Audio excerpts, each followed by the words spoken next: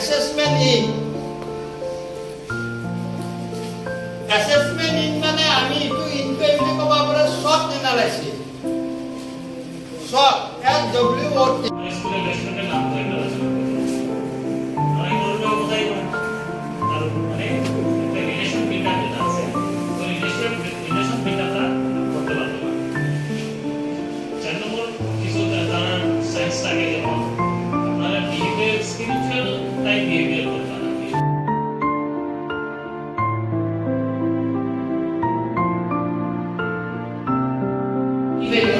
একটা বাচ্চা কতটুকু করতে পেরেছে অ্যাসেসমেন্টটা আমরা কি করব যে একটু বাচ্চা পারছে না এটার উপর আমরা আবার রেমিডিয়াল দিব যে হ্যাঁ তুমি আবার করো তুমি পারবে যেন নেক্সট ইভ্যালুয়েশনে দিয়ে ওরা ওই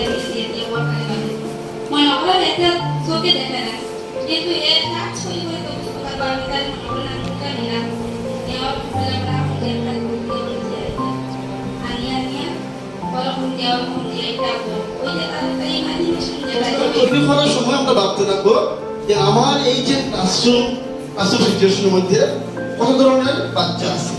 এই বাচ্চাগুলোর উপরও ভিত্তি হইতো মানে আমার উদ্দেশ্য হলো সব বাচ্চাগুলোর আমি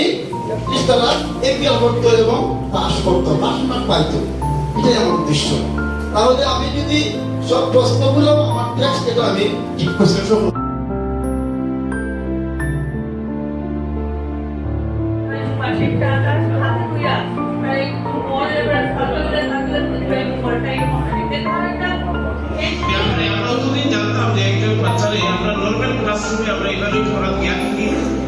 জিনিসের ইউজ করি বা কোন কোন ব্যাপারের উপরে আমরা নজর দিই যেমন কোয়াশ knowledge understanding application and skill এইগুলোর উপরে বেস করি আমরা ইভালুয়েট করি আর যদি ওই জায়গাতে যদি আইডি কম্পোনেন্টের বিশেষ করে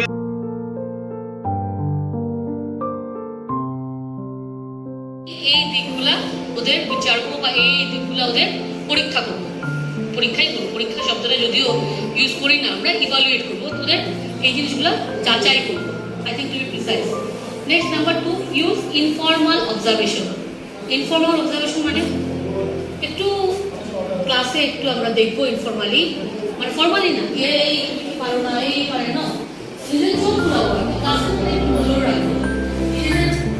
ব্রেন অ্যান্ড হার্টে কোঅর্ডিনেট দেখবো বাচ্চারা অ্যাক্টিভিটি করতেছে